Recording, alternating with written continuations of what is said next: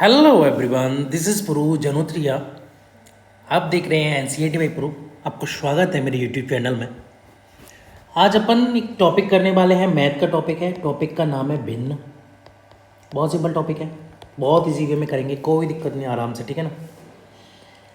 और इस बात का ये रहेगा कि अगर आप ये वीडियो देखते हैं तो आप भिन्न में कोई समस्या नहीं रहने वाली, ठीक है। हम सारे पैटर्न्स को कराएंगे, जो सारे इसके पॉसिबल पैटर्न्स बन सकते हैं।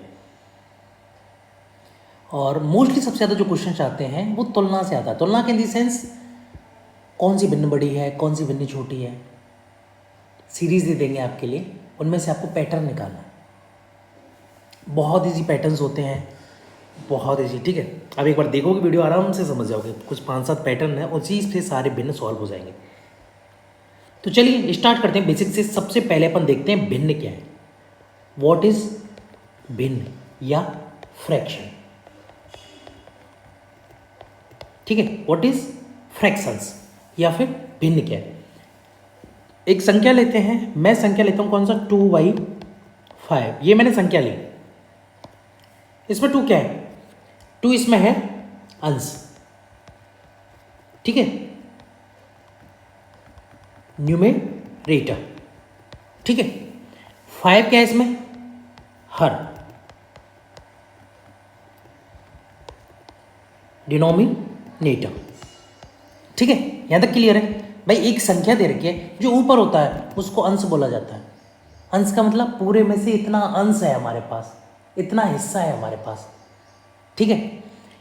हर किसे बोला जाता है, जो फुल संख्या होती है, जो कि नीचे होती है, जिसमें से कोई चीज़ें जाती हैं निकल के, उसको डिनोमिनेटर बोला जाता है या हर बोला जाता है। अगर मैं यहाँ से बात करूँ, जैसे कि हमारे पास 5 संख्या हैं, ये 5 चॉकलेट है फॉर एग्जाम्पल, तो ये क्या, इसके पास कितनी है, ओनली 2 है।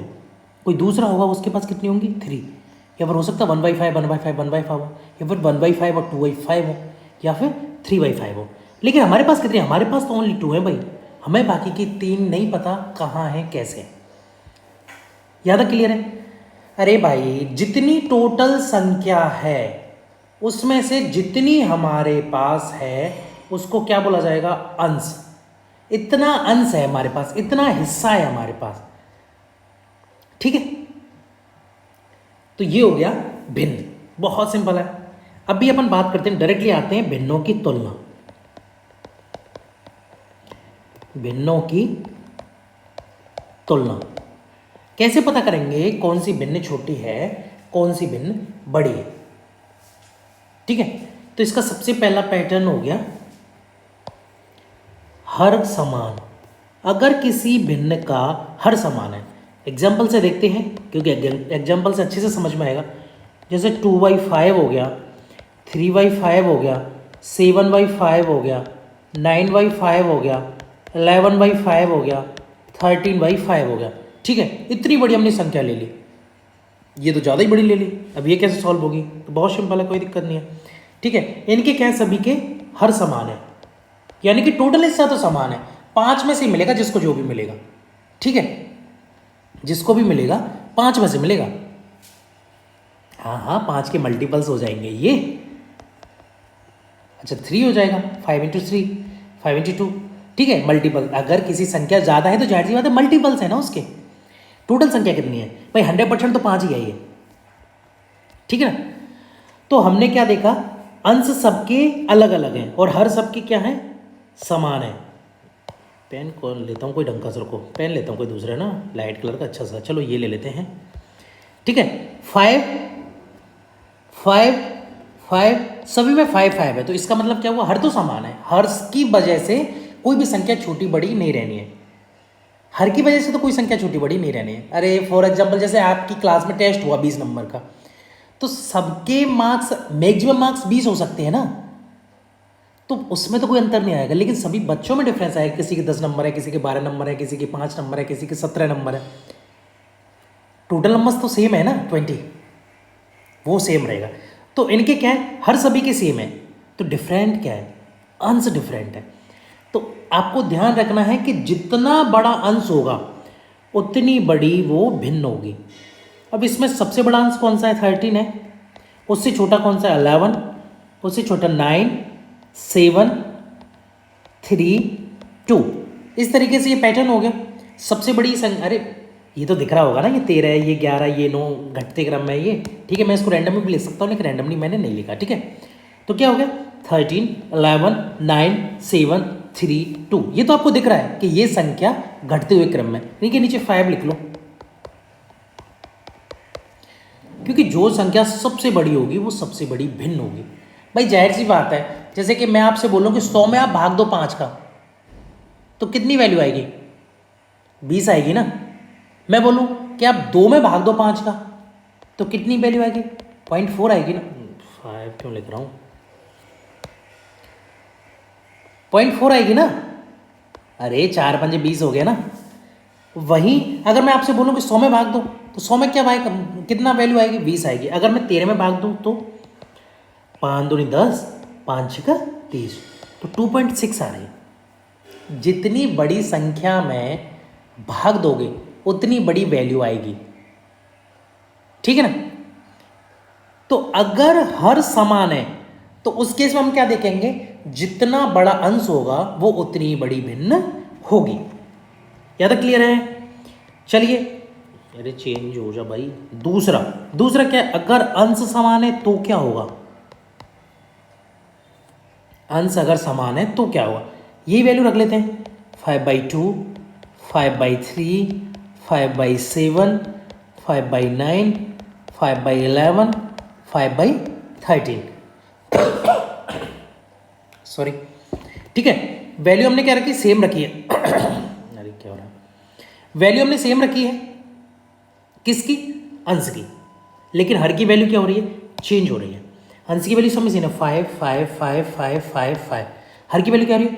2 3 7 9 11 13, ठीक है। तो आपको इस बात को ध्यान रखना है कि अंश की वजह से तो कोई चेंज नहीं आएगा किसी में, क्योंकि अंश की वैल्यू तो 5 है ना, उसकी वजह से क्या चेंज आएगा? उसके लिए तो सारी संख्या समान है। अगर हर की वैल्यू भी समान आ जाए ना, तो सारी भिन्न बराबर हो जाएंगी। तो अंश की वजह से कोई भी बदलाव नहीं आ रहा है, कोई भी छोटी बड़ी संख्या नहीं हो रही है। तो यहां किसकी वजह से हो रही है? यहां हो रही है हर की वजह से। यहां किसकी वजह से हो रही है? हर की वजह से। हर जितना बड़ा होगा वो संख्या उतनी ही छोटी होगी। भाई जाहिर सी बात है कि अगर हम किसी संख्या में जितनी बड़ी संख्या का भाग देंगे तो हमें कम वैल्यू प्राप्त होगी, ये आप सब जानते हैं। अगर हम किसी बड़ी संख्या में छोटी संख्या से भाग देते तो हमें वैल्यू ज़्यादा प्राप्त होगी, ये भी आप सब जानते हैं। अगर एक बार सॉल्व कर यहीं से डायरेक्टली दिखा देते हैं, 2/5 करोगे तो कितना आ जाएगा? 2.5 आएगा ये, ठीक है। 2/5 करोगे तो कितना आएगा? 2.5 आएगा। और वहीं अगर मैं 13/5 करूँ, सॉरी 5/13 करूँ, तो 13 चौक 52, नहीं 13 3 39, ठीक है। 0.3, सॉरी 0.3 के करीबन कुछ आ रही है वैल्यू। अब कहाँ 2.5 कहाँ 0.3, समझ रहे हो? करीबन 8 गुने के करीबन हो गई है। तो आप इसी तरीके से देख सकते हो कि अगर किसी बड़ी संख्या में जितनी छोटी संख्या का आप भाग दोगे हमें उतनी ही बड़ी संख्या मिलेगी। हम 5 में 2 का भाग देंगे 2.5 मिलेगा। हम 100 में 5 का भाग देंगे हमें 20 मिलेगा। हम अगर 100 में अगर हम 50 का भाग दें तो कितना मिलेगा? हमें 2 ही मिलेगा ना। तो हमने छोटी संख्या कौन सी से भाग दी? 5 से भाग दिया, तो हमें 20 वैल्यू मिल गई। वहीं हमने अगर 50 से भाग दिया तो हमें कितनी वैल्यू मिली? 2, ठीक है। तो जितनी छोटी संख्या से आप भाग दोगे उतनी बड़ी संख्या में प्राप्त होगी। तो यहाँ सबसे बड़ी संख्या कौन सी होगी? तो सबसे बड़ी संख्या क्या है? 2, आई मीन सबसे छोटी संख्या, फिर 3, फिर अरे भाई कहाँ जा रहा है, फिर 7, ठीक है, फिर 9, अरे यार मतलब पैटर्न लाइन ये वो है ना, 13, ठीक है। इस तरीके से हो गया। अब इसमें हम वैल्यू रख लेंगे कौन सी? 5 5 5 5 5, इस तरीके से हमने वैल्यू रख ली। तो जो संख्या अंश की हर की सबसे छोटी है वो संख्या भिन्न की सबसे बड़ी होगी, और जो संख्या हर की सबसे बड़ी है वो सबसे छोटी भिन्न होगी। यहाँ तक क्लियर है? अरे देखो मैं दोबारा से बता देता हूँ एक बार। अगर हर समान है, हर समान का मतलब नीचे वाली संख्या, तो ऊपर वाली संख्या जितनी बड़ी होगी उतनी बड़ी हमारी भिन्न होगी, क्योंकि जितनी बड़ी संख्या में हम भाग देंगे उतना ही बड़ी वैल्यू आएगी।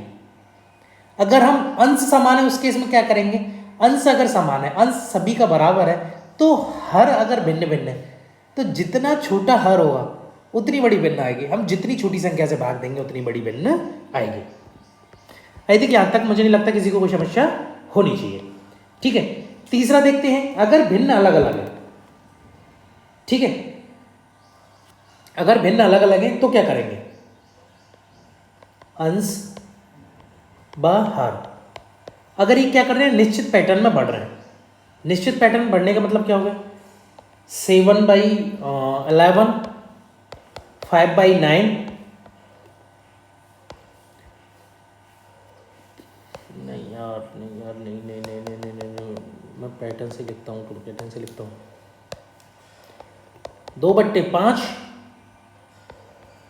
3/6, नहीं फिर गड़बड़ हो जाएगी। रुको, मैं कोई पैटर्न सोचने दो। 2/5 हो गया, 4/6 भी नहीं कर, 4/7, हाँ ठीक है ना, 4/7 हो गया और 6/9, फिर मतलब भिन्न में गड़बड़ होगी। 1/3 हो जाएगा, सॉरी 2/3 हो जाएगा ये।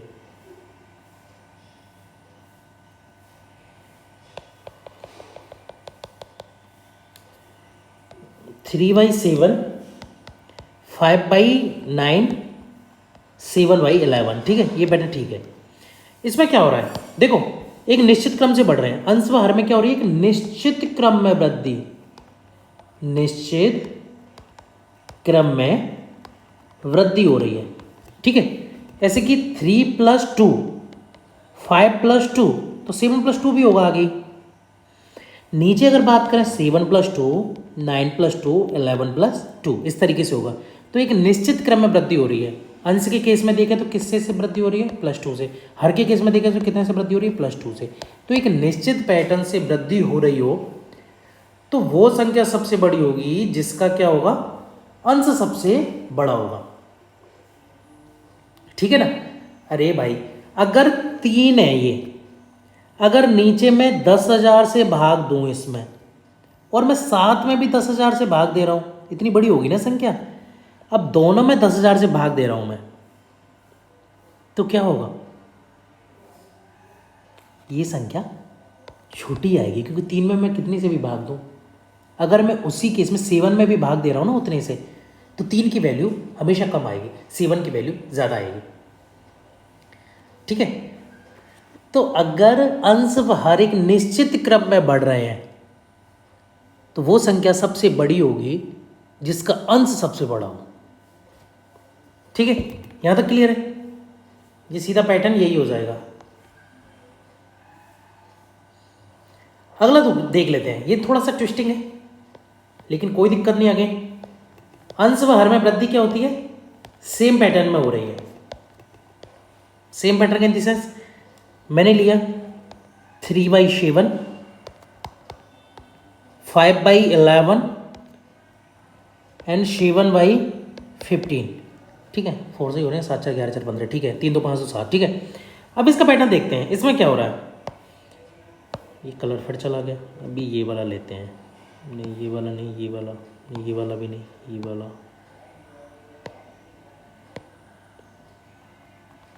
ठीक है, कलर ठीक है। इसमें कितने की वृद्धि हो रही है? +2 +2 +2 की। नीचे अगर वृद्धि कितने की हो रही है? +4 +4 +4। अब आप तो बोलोगे कि ये यूनिफॉर्म वृद्धि कहाँ हो रही है, अलग अलग वृद्धि हो रही है। नहीं, वृद्धि यूनिफॉर्म ही है। अंश में कितने की वृद्धि हो रही है? +2 की। हर में कितने की वृद्धि हो रही है? +4 की।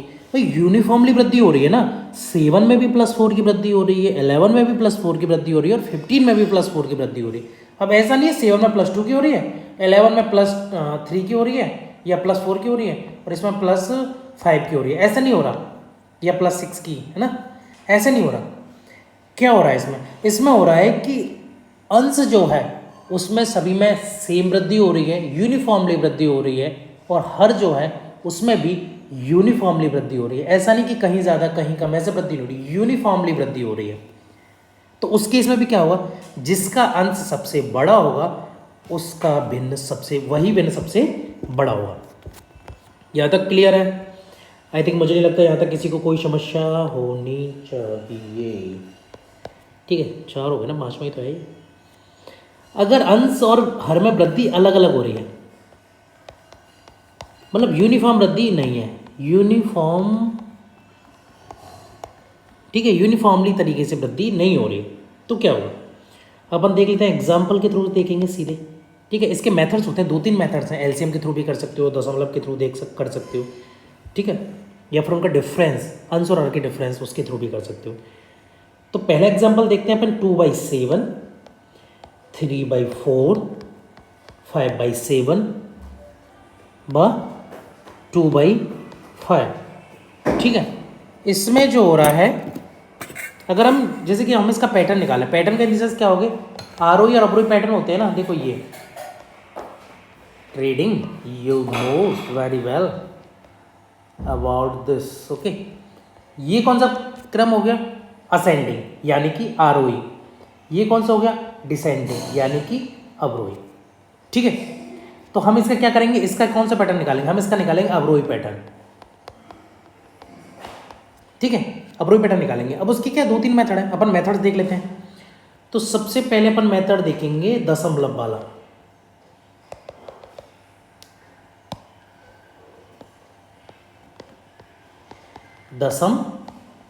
दशमलव वाला पैटर्न सबसे पहले देखेंगे। ठीक है, तो इसमें दशमलव वाला क्या है? 2/7 है ये। इसकी दशमलव कितनी आएगी? 7 दूनी 14.2, कितना बता? 6,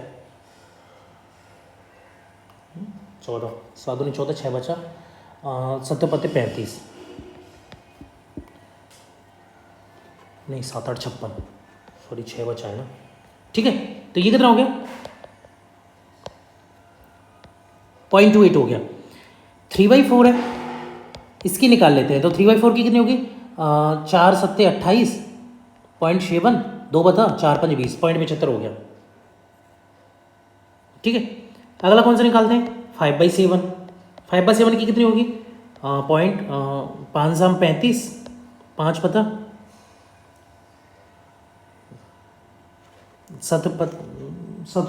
सॉरी, हाँ मतलब 749, 1 बचा, 7×1 = 7, 0.71 हो गया।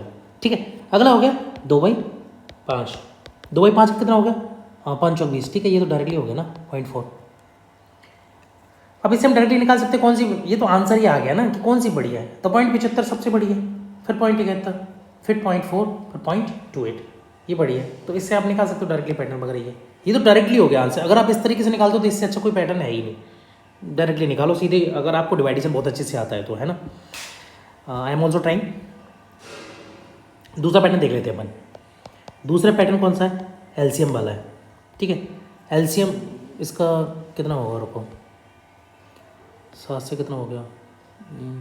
70 रखेंगे तो 70, हाँ 5 4 का नहीं जाएगा, 140। ठीक है, 140 रख रहे थे।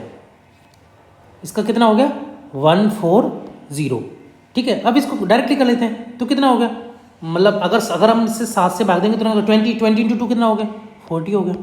ठीक है, 4 से भाग देंगे तो कितना हो गया? 35 वाला 35 दिया, 105 हो गया। ठीक है, गुणा क्यों कर रहा हूँ मैं?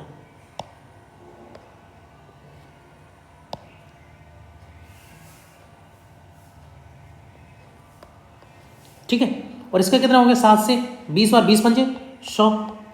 ठीक है, और फिर ये 5 से कितना हो गया? 5 से 28 होने 56 हो गया। अब इसकी वैल्यू निकाल लो, सबके नीचे रख दो 140 140 140, सबके नीचे रखा जाएगा। ठीक है, सबके नीचे 140 140 रखा जाएगा। जो इसकी वैल्यू आएगी, अंश सबसे बड़ा जिसका होगा वही सबसे बड़ी वैल्यू होगी। कौन सा होगा? 40/140, 105/140, 100/140, 56/140। अब सबसे बड़ा अंश कौन सा है? 105 है, ये सबसे बड़ी। फिर 100, ठीक है, उसके बाद कौन सा है? 56, एंड उसके बाद कौन सा है? 40। ये इसका आंसर हो जाएगा। ठीक है, एक तीसरा पैटर्न होता है, अपन तीसरे पैटर्न को भी देख लेते हैं। लगे देख ही रहे थे सब कुछ, है ना। इसमें क्या करेंगे अपन? अंश और जो हर है, अगर हर बड़ा है तो कर लेते हैं, हर बड़ा है तो। ठीक है, अगर हर बड़ा है तो क्या करेंगे कि हम उन दोनों को क्या करेंगे? डिफरेंस निकालेंगे। दोबारा से वैल्यू लिखने दो, क्योंकि बार बार ऊपर जाना थोड़ा सा संभव नहीं हो पा रहा है। तो सबसे वैल्यू ऊपर क्या है? 2/7, 2/7 ही ठीक है। 3/4 5/7 2/5 ये क्या थी भूल गया यार। 3/4 5/7 इन 2/5 ठीक है, ये इसकी वैल्यू थी। अब क्या करेंगे, अंश जो है वो छोटा है, हर बड़ा है, सभी में देख लो तो इनका डिफरेंस निकाल लेंगे। ठीक है, इनका डिफरेंस निकालने के बाद वही एलसीएम वाला मेथड इनटू वगैरह कर करा के, और जो संख्या सबसे बड़ी आएगी वही सबसे बड़ी भिन्न होगी। अगर हर बड़ा है तो उनका डिफरेंस निकाल लेंगे, एलसीएम निकाल के जो वैल्यू आएगी, अगर उसमें वैल्यू बड़ी आ रही है तो वो भिन्न बड़ी होगी, और अगर उसमें वैल्यू छोटी आ रही है तो वो भिन्न क्या होगी, छोटी होगी। ठीक है, 2/7 को डिफरेंस निकाला तो कितना हो जाएगा 2/5। ये 3/4 का डिफरेंस तो 3/1, 5/7 का तो 5/2, 2/5 का तो 2/3। ठीक है, ये इसकी वैल्यू आ गई। अब इसका एलसीएम कितना आएगा, 5.23 का 15 नहीं, 2 नहीं जाएगा, 5 चौक 20, 3 हाँ 30 हो जाएगा। ठीक है, तो इसका एलसीएम कितना आ गया, 30 आ गया। ठीक है, तो 6 × 2 12 हो गया। नहीं सॉरी, डायरेक्टली एलसीएम से गुणा करेंगे इसमें। ठीक है, डायरेक्टली एलसीएम से गुणा करेंगे। 2 × 5 2/5 × 30, 3/5 × 30, 5/5 × 30, 2/3 × 30। क्योंकि एक्चुअली क्या करते हैं इसमें, अगर किसी संख्या का हर बड़ा होता है तो उसके इसमें क्या करते हैं कि उनका डिफरेंस निकाल के हर की जगह पर रख लेते हैं, और वो जो संख्या आ रही है, सभी की जो संख्या आएगी, जो डिफरेंस आएगा, उसका एलसीएम निकाल के सभी संख्याओं से गुणा कर देंगे। मेन संख्याओं से गुणा नहीं करेंगे, उन संख्याओं से गुणा करेंगे जो डिफरेंस वाली संख्या आई है। ठीक है, तो वैल्यू कितनी आ जाएगी, 60/5, 6 दूनी 12 सीधे। ठीक है, ये 90, ये 15 75। ठीक है, और ये 10 दूनी 20। जो संख्या बड़ी है, बड़ी संख्या कौन सी आई है, 90 आई है, तो 90 क्या करेगी, सबसे बड़ी संख्या होगी, फिर 75, फिर 20, फिर 12। इस तरीके से आपका आंसर आ जाएगा।